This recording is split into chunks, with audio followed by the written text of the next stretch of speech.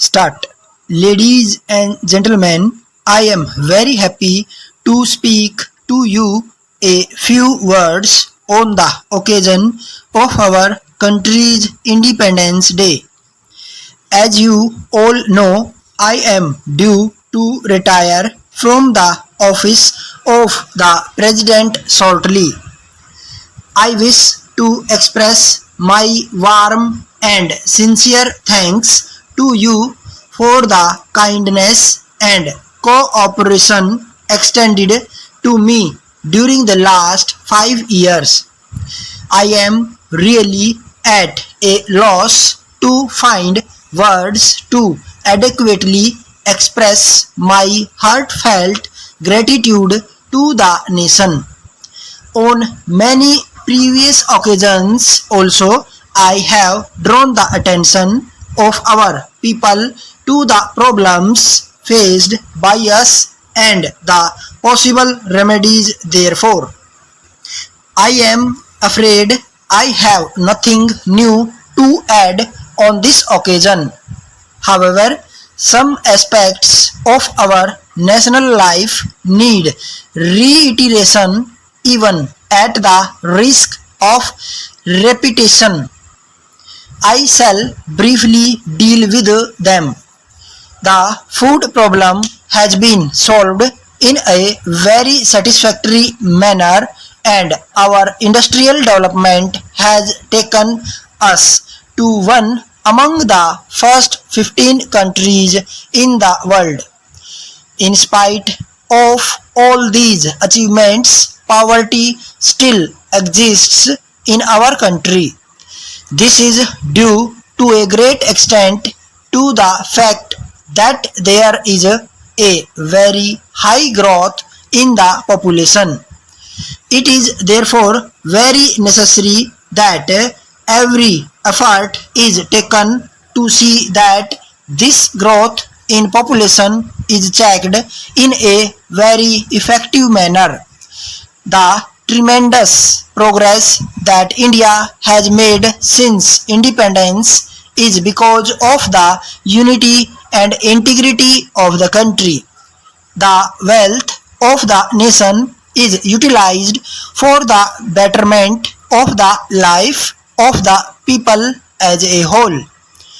But unfortunately, we see people in several parts of the country indulging in violence in the name of religion. The solution of the problem lies with you, the people of this great country. Alright thinking people should condemn these activities on the part of a few people in the name of religion. I would like to mention in this connection that democracy does not rest merely on holding elections periodically, but it is a civilized way of life where everyone observes the law voluntarily and respects the rights of other fellow citizens. It is a way of life where people resolve differences through discussions and not by resorting to violence and force. It is a way of life where people are ready to sacrifice their rights for the sake of the betterment of the weaker sections of the society. Friendly, there is tension at present in several parts of the world. The attention of the world is therefore diverted from the path of peace and progress. It is therefore necessary to make special efforts to stress the importance of goodwill and friendship between different countries. It is well known all over the world that our country is doing her best in this direction. Everyone knows that our country got freedom through peaceful means. I would therefore request all of you to rededicate yourselves to the cause of peace and spread the message of peace in all parts of the world. Letter from the Managing Director, Messrs. Johnson and Company, New Delhi, to Mr. R. Murthy, 36, Patel High Road, Bombay.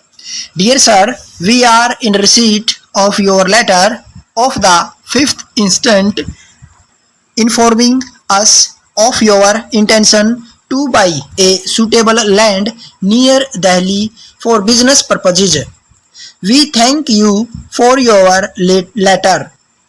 We are happy to inform you in this connection that we have received just now details of a land which we are sure will be of interest to you.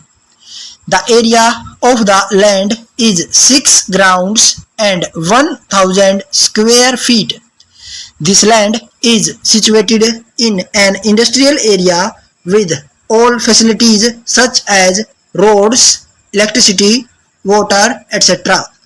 The land is in an excellent condition and the price offered is very low.